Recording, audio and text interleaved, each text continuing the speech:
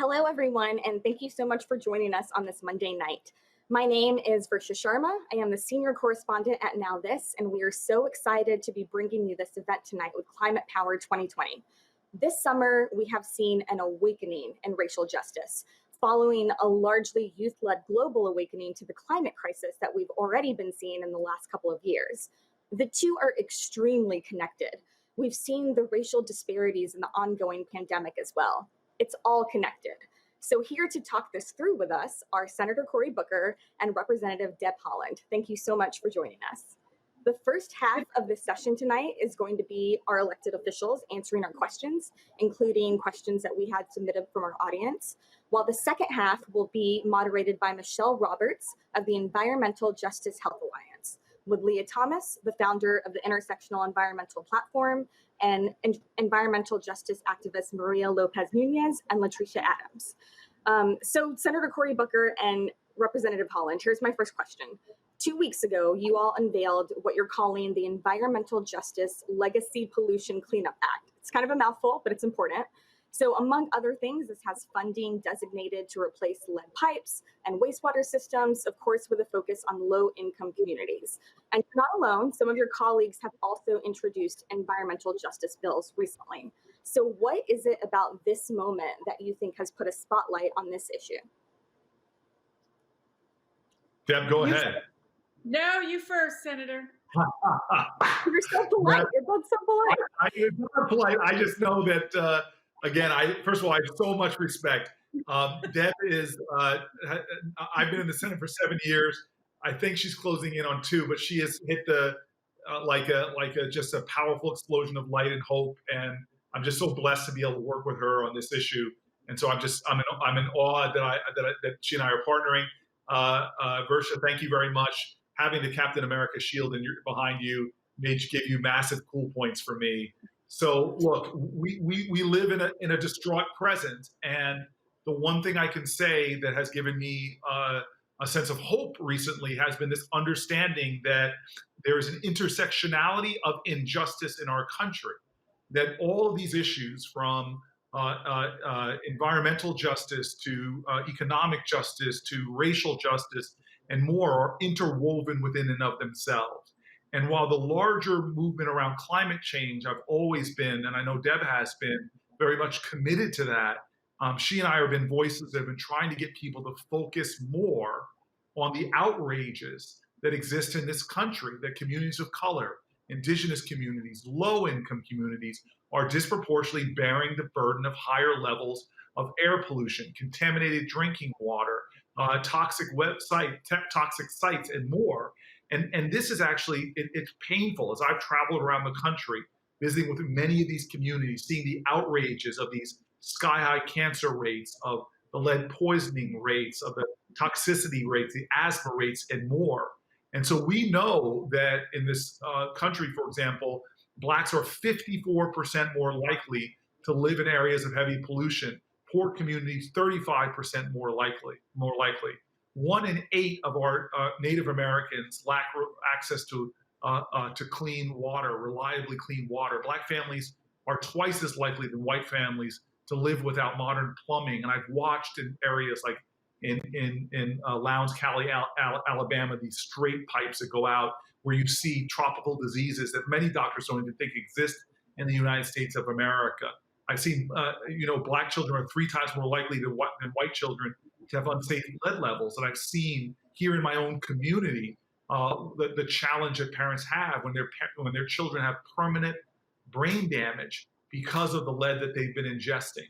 And so I just am happy that our circles of empathy are growing, our moral imagination is getting bolder, and that this could be a moment where we make, after this election, should we all engage in this election, we make more powerful strides towards environmental justice in our country. Mm-hmm. That was awesome. Versha, thank you so much for having me here. It's always wonderful to join my friend and colleague, Senator Cory Booker, and the amazing panel that we'll hear in a minute. I mean, look, what about in this moment has put a spotlight on this issue? The coronavirus is one, highlighted all the disparities that we see in communities of color across the country. In my own state, the Navajo Nation is one of those communities that the senator talked about. So many people without running water, or the water they have is polluted. I hadn't met, not long ago, I met with a woman who, she handed me a sheet of paper, and it just had all these names of people in her community and her family who had died from radiation poisoning.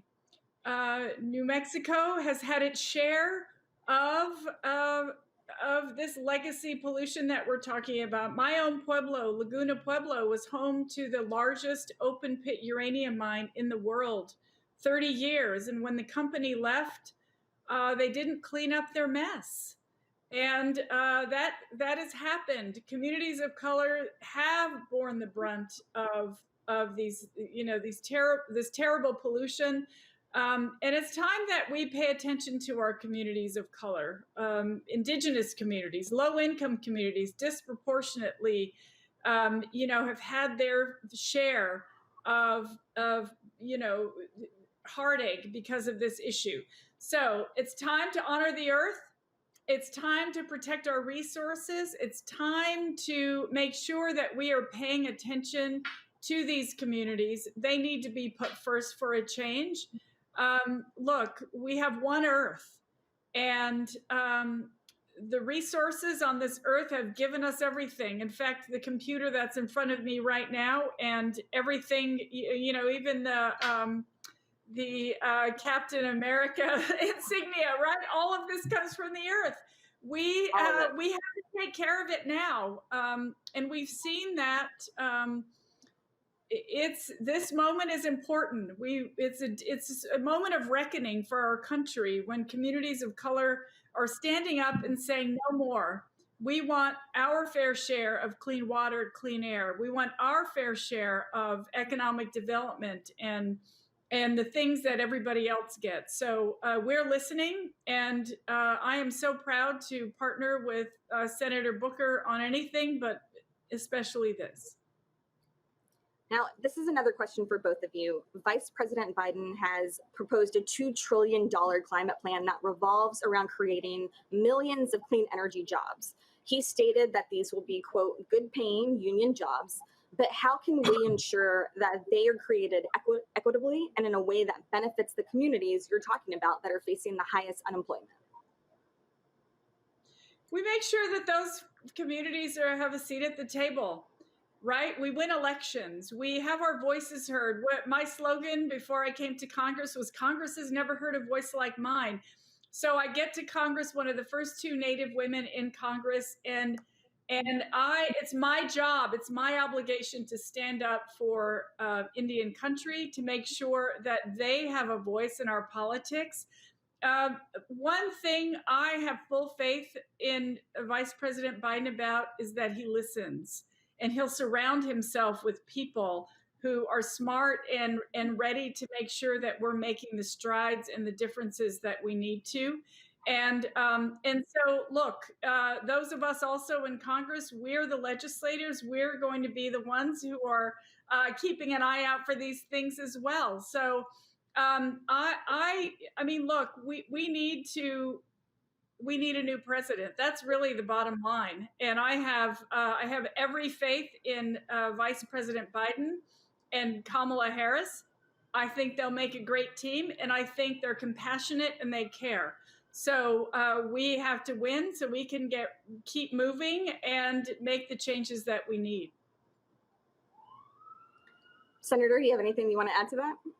I mean, she said it completely. And then one thing I want to remind, because of her humility, I just want to remind you, when we say let the people be at the table, the best way you can be at the table on these issues right now is to vote.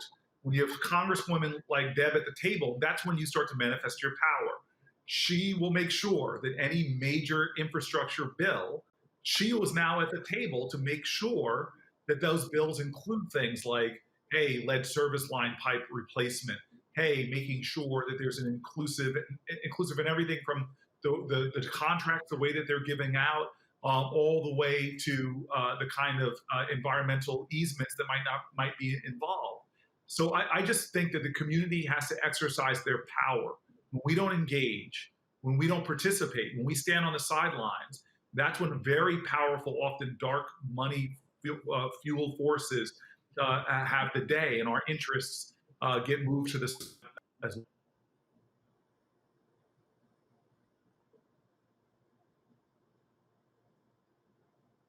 Oh, I think okay, sorry, the audio at the end there just cut off, but I think we got the gist of your answer. This question, Senator, is for you because it's in regards to the Supreme Court justice seat that has unfortunately opened up with the passing of Justice Ginsburg. So filling the 9th seat is taking center stage right now, even though we're less than 2 months from the election being over. And it's something that, Republicans in the past have not been willing to do, even in March before a November election. But what are the stakes for climate and environmental justice specifically when it comes to the Supreme Court? I mean, the stakes are incredible.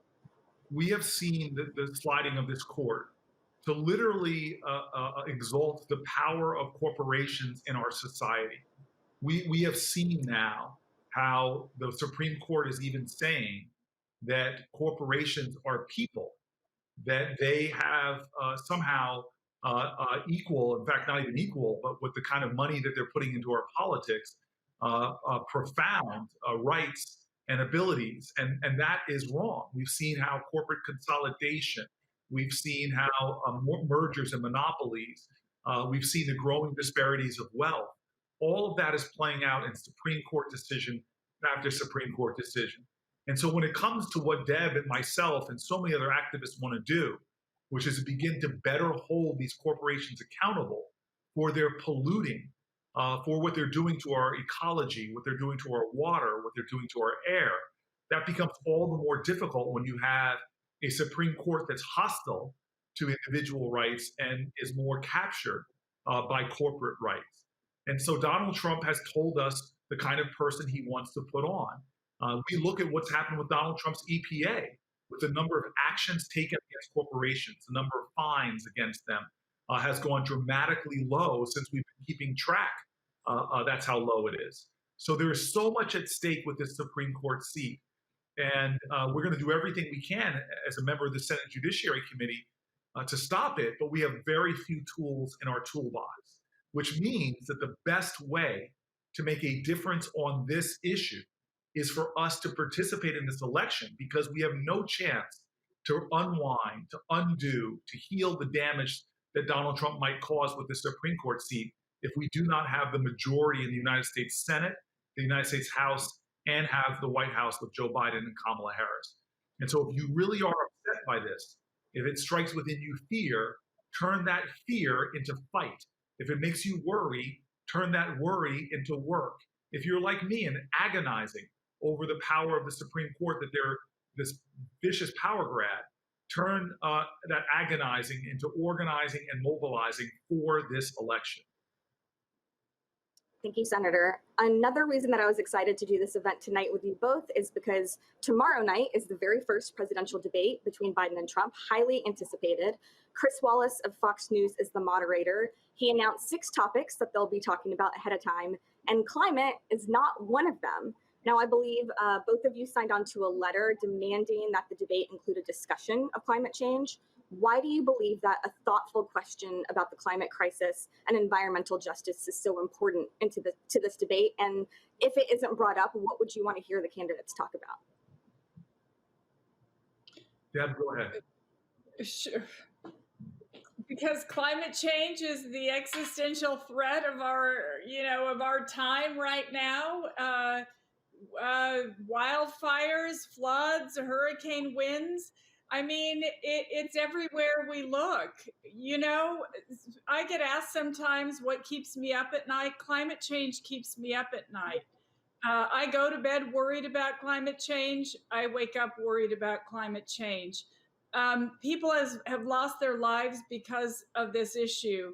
And look, I hope that Vice President Biden brings it up anyway, even if there's not a question asked about it.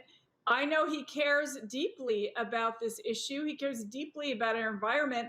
I hope he brings it up.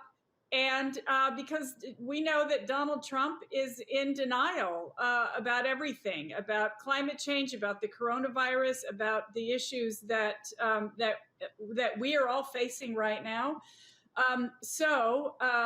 Yes, we will. I think that Joe Biden will make his stance known on climate change more and more as we go. I'm actually on Joe Biden's climate engagement advisory council.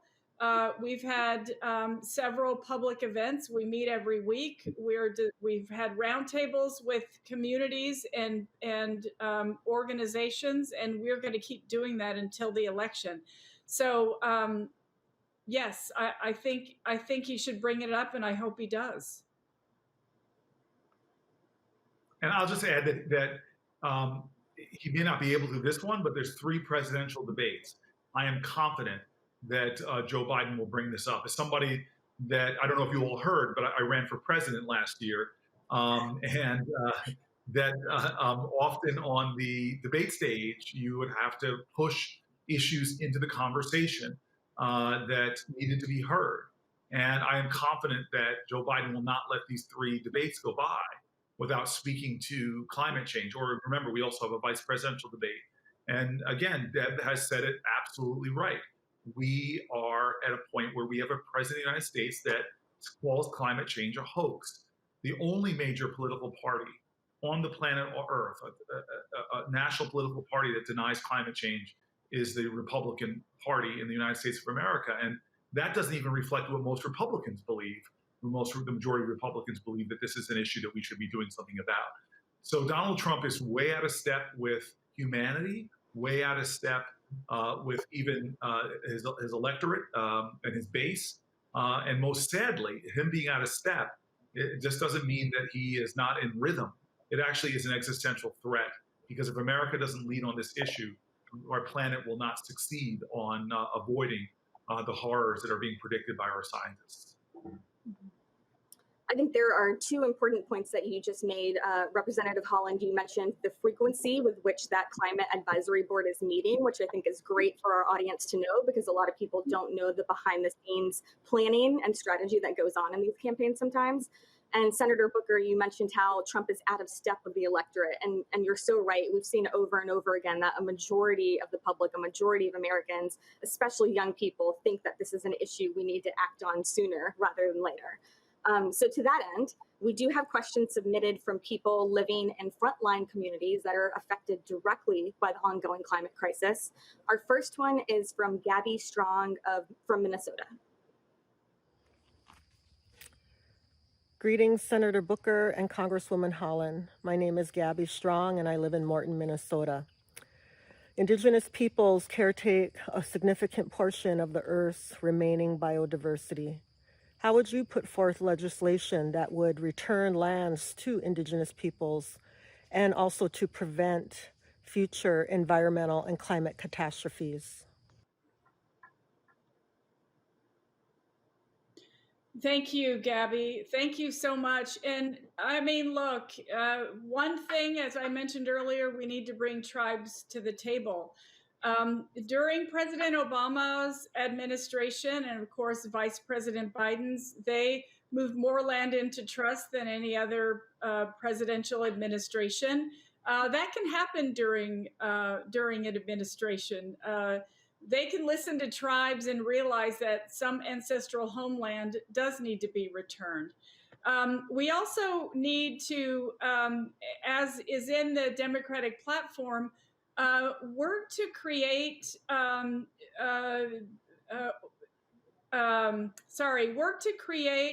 agreements, joint agreements between tribes and the National Park Service to co-manage some of our national parks that we know have been preserved, that are on ancestral homelands. Also, you can bet that Joe Biden is not going to take a pen and cut off big swaths of our public lands like Bears Ears and Grand Staircase Escalante that are ancestral homelands of the Pueblo peoples. Know that we have had many hearings where we brought tribal leaders to the table to talk about this very issue, and I appreciate you asking the question. Now, the Trump administration has made it no secret that they're trying to dismantle laws that are already on the books that do protect these communities. They gutted the National Environmental Policy Act this year. So this question is for either of you or both of you, how do we stand up to an administration that's only concern seems to be pleasing big oil and gas executives? I mean, this is the moment. We have a chance to stand. Across this country, this is the time we have to stand up to this administration. What they've been doing within the EPA is shameful. It is shameful. Putting people in charge of agencies and aspects of our government that have been just doing the bidding of those polluting agents, and it has to stop. What we've seen even in the midst of a pandemic, how it's been compounded by a president who was far more eager to serve the interests of the big multinational corporate animal agricultures who do so much damage to industrial agricultural companies that do so much damage to our ecology. It is our time right now to do something about that at the polls by organizing and engaging and activating people so that we can vote this person out of office. As I say over and over again, this election is not a referendum on him. It's really a referendum on us, on our commitment to these ideals of justice, because we have the people we need to win this. And the power of the people is always greater than the people in power. But the question is will we use our power in this moment? And Congresswoman Haaland and myself, we know that if we get Joe Biden in there, we will have an administration that will be willing not just to work with us, but to champion tribal sovereignty, to champion the challenges facing low-income communities, to champion issues of environmental justice. Now we have one more audience question to close out this first half of the program. This one is near and dear to my heart. I was born and raised in Louisiana, part of the Gulf Coast, which is continually ravaged by hurricanes that seem to get stronger and worse every year. I recently visited family there as hurricanes Laura and Sally were hitting. So this question is from Cassandra Santiago in Florida. Hi, Senator Booker and Congresswoman Haaland. I'm Cassandra Santiago. I currently live in Orlando, Florida. I was displaced from Puerto Rico after Hurricane Maria hit the island because of climate change. And I would like to know, what would you do to address our communities in the situation that we get also hit by a hurricane here in Florida?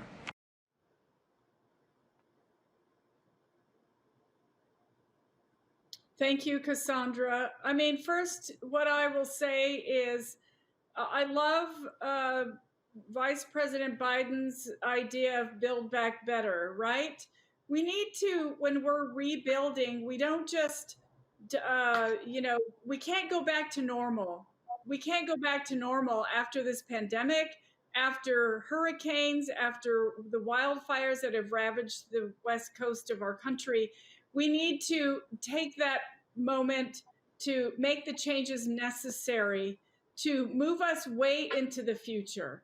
Right? Instead of building back just the ordinary electric grid that you had before, why aren't we investing in renewable energy?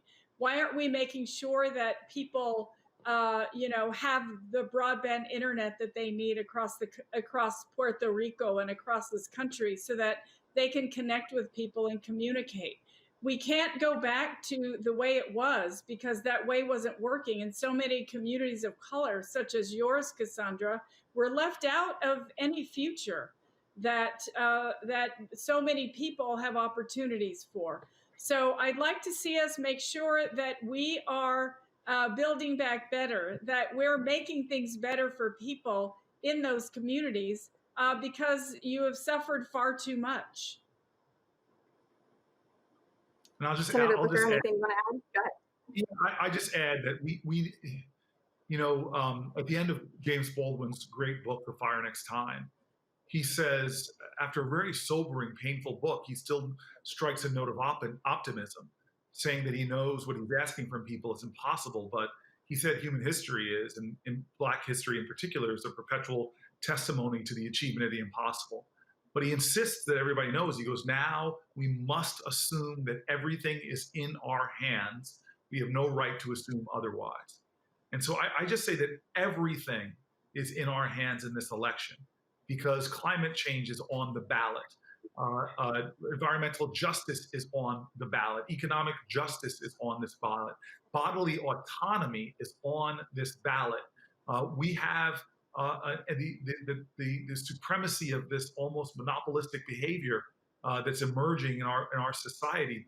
Ending that is on the ballot. I can go through all the things, but we have to take this moment as if we are responsible, personally responsible, and act in this election like everything is in our hands and everything is at stake.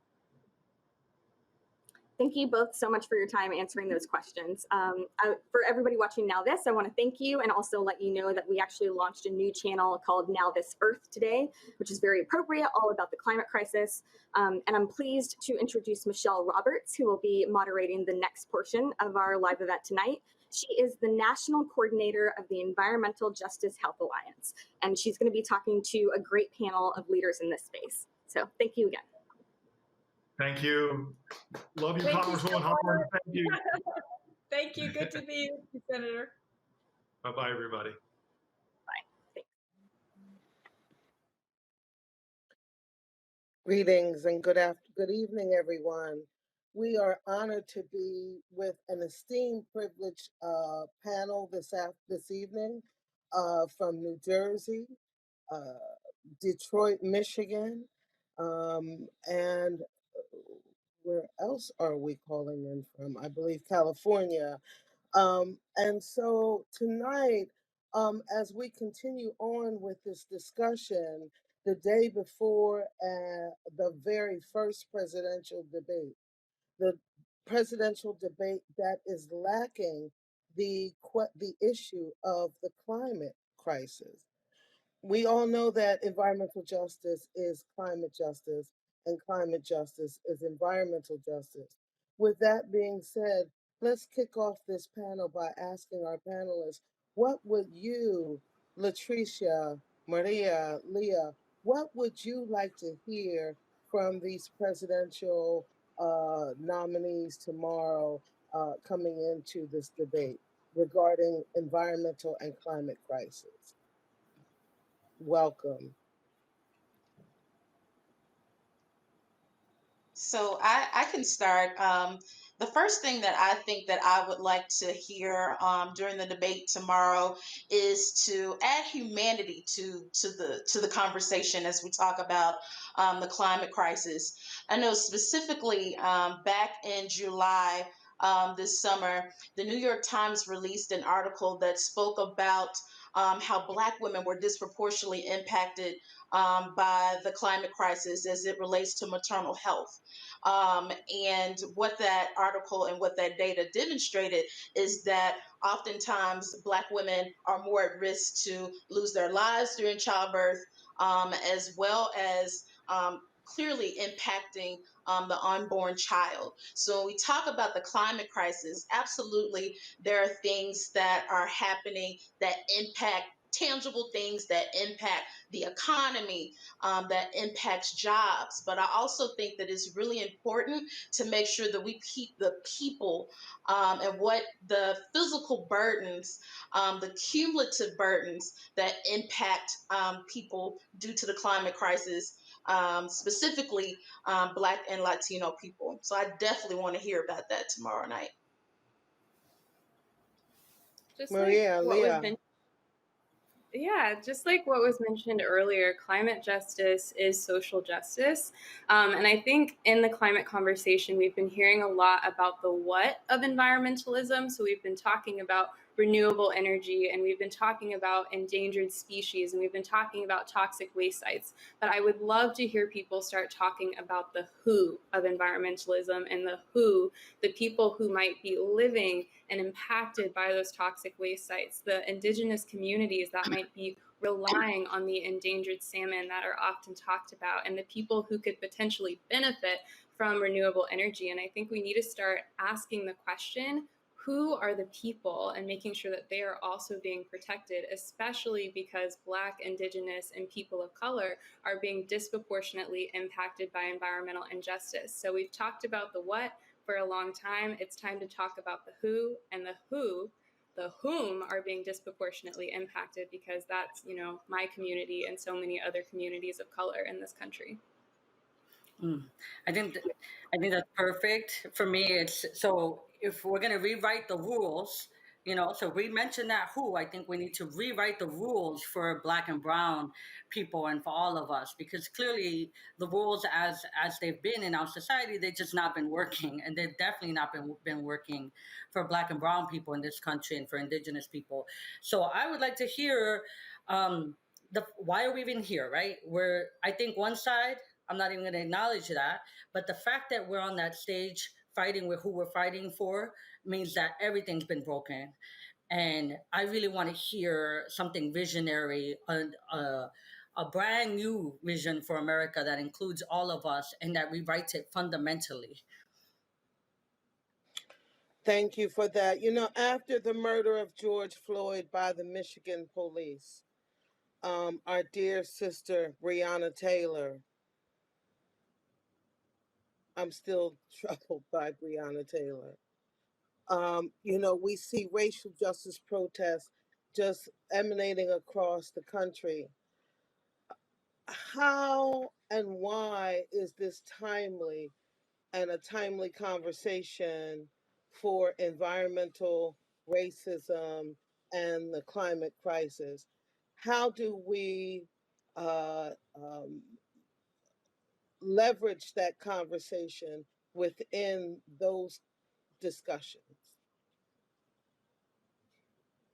I think a lot of people are kind of waking up to the same system of oppression that is making it harder for Black people to breathe in this country on 3 different levels, whether that's because of police brutality, whether that's because exposure to particulate matter in the air, whether that's because of the healthcare system. All of these systems are interconnected.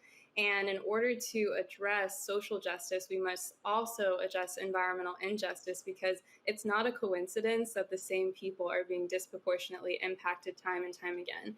And if Black people are facing 3 different struggles in their right to breathe, how can Black people experience joy, and how can they experience life? Because everyone should have access to joy and the ability to live. So I think we need to address these interconnections and how it isn't a coincidence that the same people are being disproportionately impacted. And that's why I've decided I don't want to take part in any type of environmentalism that isn't intersectional and doesn't advocate for the protection of Black and brown folks. Because if that's the case, then I would only be fighting for a future, a greener and safer future for wealthy white people alone. And I don't want any part in that type of environmentalism. And I know a lot of other people are starting to feel that way too. Yeah, and I'd like to add, I think that is really important that I like that you mentioned the timeliness of this. We have, as a country, and specifically to white America, there has to be a point of reckoning around environmental violence. So specifically as it relates to slaves that were brought to this country through the transatlantic slave trade. Let me correct that. Africans that were brought into this country by force. When we talk about the experiences of the indigenous people of this country, everything was rooted and grounded in violence. And so if we truly want to get to a place of environmental justice, we have to reconcile the issues of our past that still has not been resolved. I love the fact that Leah mentioned that it's not a coincidence that these issues that are pervasive with environmental justice issues, the people who are impacted are always the same. And so I think that it is way over time to kind of sugarcoat what the issue is, to circle around it, to not address the pink elephant in the room. We have to talk about the domestic issues around violence, and how we can, one, acknowledge the remnants of history that's still impacting people of color, and then get to a place of resolve. But to move forward towards a better future and not acknowledging the generations of hurt and despair that has come from white supremacy, we really won't have a stable future, if we don't learn from those horrendous things that happened in the past. Mm, mm.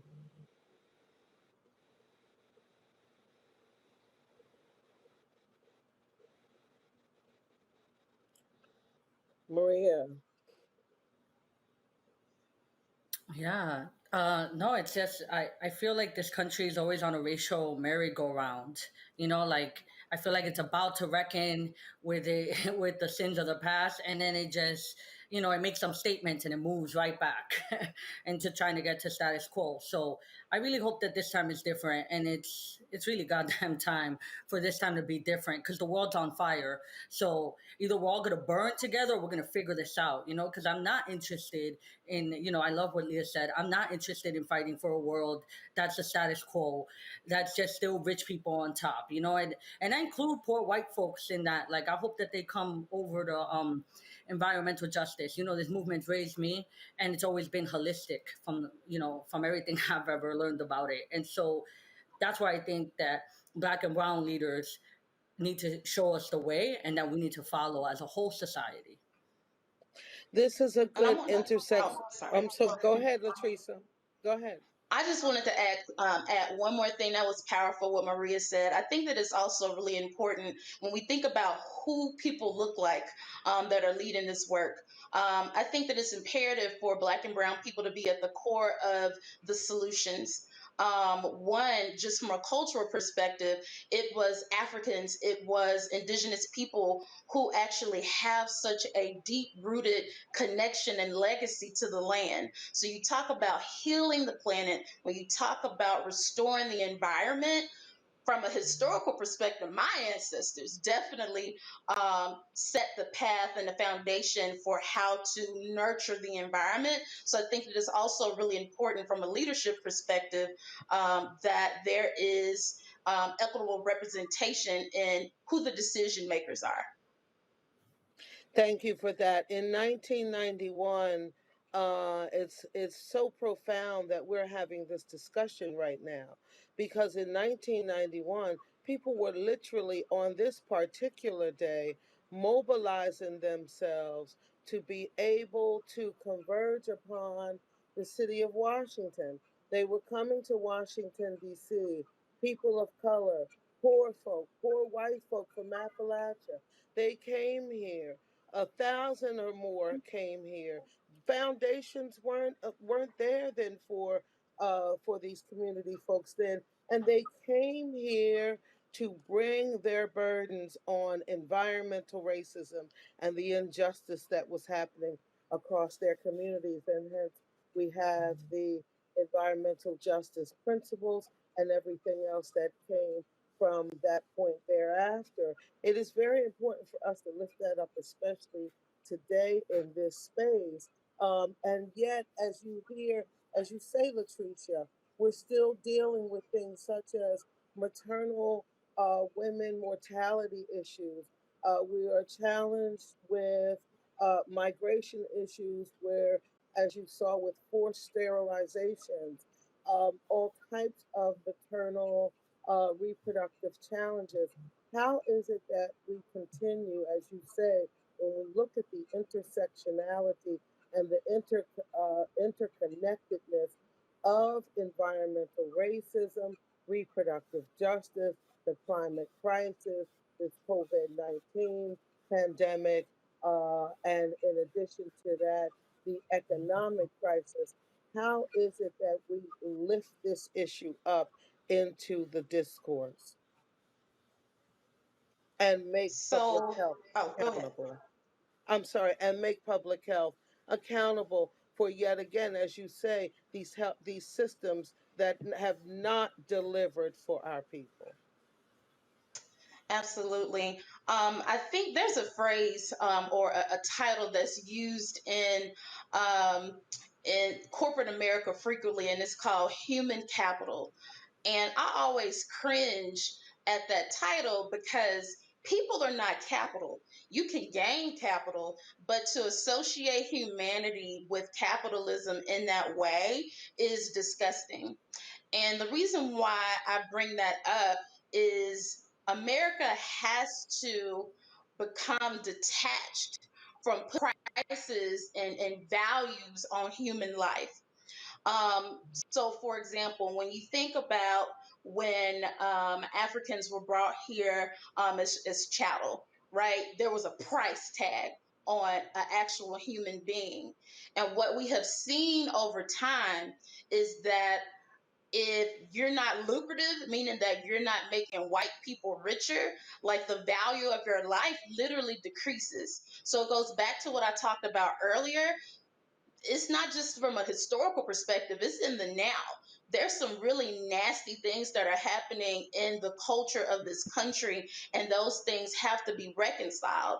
I had an opportunity to meet the late, great Congressman John Lewis, and one of the things that he kept reiterating when I met him was that you have to humanize the work, add humanity to it. I think that once we are able to think through the lens of humanity and not through the lens of capital gain and just making money, that will be pivotal, revolutionary in not just in environmental justice, but in reproductive justice, all forms of justice. If we just turn the tides and again just eliminate that space and this culture of divide and conquer. If we could bring in some of the aspects of African culture from various indigenous cultures where it focuses more on communal and community building, I think would be very beneficial to moving forward to a healthier environment for all people. And I love what you're talking about. We need to stop relying on the market because, as Michelle knows, like up here in the Northeast, we're really the solution to climate change has been let's just adjust the market mechanisms, and that's somehow going to lead us to freedom. Even though, like you said, the market has not worked out for our people. It kept, our folks got enslaved, our folks are in cages, land has been stolen, there's been stolen, forced migration because of our imperialist ways in Central and South America and the whole world, quite frankly. And then when we're talking about the world being on fire, the best sometimes people want to say is let's just adjust the market and rely on market-based solutions. And that's where I love what you're saying. This is a spiritual war sometimes. It's about really being in touch with, do we want to survive? Do we want our children to survive? Do we want to be good ancestors? And I hope that everybody's answer is, I want to be a good ancestor and make sure that I'm, not commodifying the sacred. And I'm taking care of the land that I live on and the people that I'm in community with. Because I think Black and brown people should not continue to be canaries in the coal mine because it's going to affect everyone. We're going to go first and we don't want to go for sure, but like, this is where we got to be in it together. A word. But I absolutely love something that was mentioned earlier about reclaiming our place in this movement as Black, Indigenous, and people of color. Because when I think about sustainability, even though I was an environmental science student, we wouldn't have sustainability as we know it if it weren't for Indigenous and Black and brown communities all over the world. Even if our history isn't taught in current environmental education, it's there. And in order to fight to save the climate, we should definitely be maybe listening to the people who aren't largely responsible for the climate crisis in the first place. And there's so much ancestral wisdom about coexisting with the planet in a better way that we can find from Black and brown communities. So I think it's really important for us to reclaim our space in this movement because we've been here, and for environmentalists as a whole to understand that it takes all of us to save the planet. And continuing to silo these issues as like, oh, this is an economic issue, this is a healthcare issue, this is a race issue, this is an environmental issue. that's not going to get us. That's not going to get us anywhere. So I love what I think it was LaTricea. You said that about the ancestral knowledge. Yeah. That was such a good. Yes. And I wanted to give snaps to Maria. Ooh, I almost shouted when you said that we're in spiritual warfare. I think that that is so integral, especially from a place of just the people who cultivated the land. You know, it wasn't just for commercial gain, it wasn't just for money, it literally was life, right? And so, if we can get back to that place where we're not profiting off of every single thing that Mother Earth gives us, but we literally look at the earth as where we live, eat, pray, sleep. You know, if we could really get back to that place, I really think that we would be moving in the right direction. That's a beautiful segue into asking, again, going back to 1991, our elders taught us that in the environmental justice movement, that environmental justice was where we live, work, worship, pray, and learn and go to school. Many folks are out in the streets today really seeking to reclaim and move a path towards justice. And so this is what we've just been discussing. How is it if people want to engage and they want to engage on moving their communities towards a path towards with a path towards environmental and climate justice? What is it that they need to do? What would you suggest, and how would you suggest that they opt in? Uh, Yeah. At least for, I'm from Ironbound and we're just organizing all the time, our folks. And my number one thing is like show up, right? You don't got to know everything. You don't have to figure out how you pass a law. You don't have to change the system. You need to show up with your community. Go to a community meeting. We're always asking, it's obviously voting is important, but there's so much more. Like voting's a good step, and then you show up to community meeting, you show up to city hall, you show up to the garden. You build relationships with people, because relationships are what are going to carry us over the edge. They're going to carry us through this fight, which is a long fight that our elders, they kind of pass it on. But I always think, on whose shoulders are we standing on? And we build those relationships with folks, both who have led the way and those that we're trying to pave the way for, by showing up. So I think that that's key, to be in community, because we don't need no saviors, right? Like, I really firmly believe, like, we're gonna save each other through interdependence and through being in right relationship with the land and each other. But the first step, I would say, is showing up. That was such a I great also, answer. oh, go ahead, Leah. Sorry. No, okay, go ahead. Do you Oh, want I was just going to say, I think that I love the concept of a rites of passage. So, one of the things, and I'm a millennial, so I'll pick on us, that we really have a tough time grappling with is the previous generation not necessarily pouring into us in the way that they should have. And then what's even more of a challenge is the missing aspect of building a leadership pipeline. So I think that yes, absolutely show up, but I also think that it's really important to um, groom and cultivate the next generation of leaders. I still love what Maria said about, do you want to be a good ancestor? Also, while you're here on earth, do you want to be a good elder? And to be a good elder, that means it's all based on how much input you gave to the children, right? So did you build the children up to maintain the legacy? Did you build the children up to maintain this connection with the land? I think is also really important. So I promise not to cut Leah off again. No, I love hearing what you say, so cut me off, it's fine.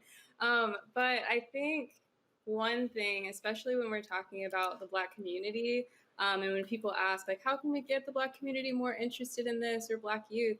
I want to start from a place of empowerment, and also just reaffirming some of our cultural traditions that are already there, that are already And I love, not shame-based motivation, because Black people and Indigenous people and people of color are already going through it right now. So starting from a place of, here are some cultural traditions that your family already did that is actually a part of conservation culture. And it can be something as small as, the blue cookie tin that a lot of families have that they put their sewing materials in, or the way their grandma gardens, or the way their abuela has like a butter container that they use over and over again, and showing people that they already are a part of conservation culture. And then through that, I think, comes empowerment. And from empowerment comes, the willingness to want to be educated and dive a little bit deeper into it.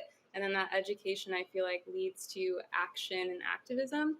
So I always like to start, especially with Black and Brown communities, from a place of empowerment and reclaiming our place in this space already, because our histories are so vast and our ancestors have, laid the groundwork for what now is considered to be sustainability. And I think that can really help activate our communities even more.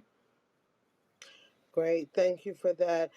We have two quick questions. I'm going to try to bring these questions in before we close out from our virtual audience. One being, as Indigenous tribes affected by federally recognized tribes are targeted under federal laws that lack Indigenous peoples' rights, what can we do to provide justice for all federally recognized tribes and ancestral lands to be preserved for many generations? That's one, coming from Denver, Colorado, Shayna. And then two, reparations with the Green New Deal, building and electrification solutions for marginalized homeowners and renters. How will we lessen the fear about green renovations and funding for that? And that comes from Tian out of Oakland, California. We have 2 minutes. Can someone take us out with that? Well, I'll go real quick. First, in terms of that first question, as you know, sometimes I think of us as colonized people, right? I know I didn't learn my history going to school, and it's important for me to go out of my way to learn other marginalized groups in this United States, to learn their history, so I can figure out how to like ally. Because as much as I've been erased, they've been erased, and how do we like rehumanize to each other's history so that we can show up and then maybe build more of a coalition, which hopefully gets to number two, where then we can push for reparations for sure. And all of us push for reparations for Black folks, and make sure that a Green New Deal is possible, or something else. We don't have to call it the Green New Deal, but we need something that actually delivers justice for Black and Brown and Indigenous communities, low-income communities. Because like I said at the beginning, this ain't working for most people, and that includes poor white folks. So I hope that we can build a more united front to really carry us through and re-envision society so that it works for the majority of us, as opposed to just a small segment, exploiting and getting everything off our backs. So, LaTricea, give me one word you think we need. I would say coalition building. And just really quickly, it made me think about, and I'm not going to say this verbatim, it makes me think about a statement that Malcolm X made, where he said, there will come a time when Black people will see their brother that is struggling, and it's not just, oh, that's my brother's issue, it's my issue too. So I think coalition building, and everybody just needs to be pissed off at the same time, because it's Right through on. anger sometimes that you find action. So Right on. I'll leave Leah, it. tell us what we need to do. I Leah, completely come agree on. with both of those things. I think lateral oppression is something that sometimes happens in different underrepresented groups. And the more we can come together and fight the system together, the better. And also intersectionality is the future. So I hope people get into it. And so if we unite intergenerationally in love, making sure that we unite and stand strong in our spirituality for our dear beloved Mother Earth together, we can change this world and the system. Thank you, my sisters. Thank you so very Amen. much. Right thank on. y'all. Thank you. It was a Power pleasure to to be the on. people. Yes, thank you. Yes.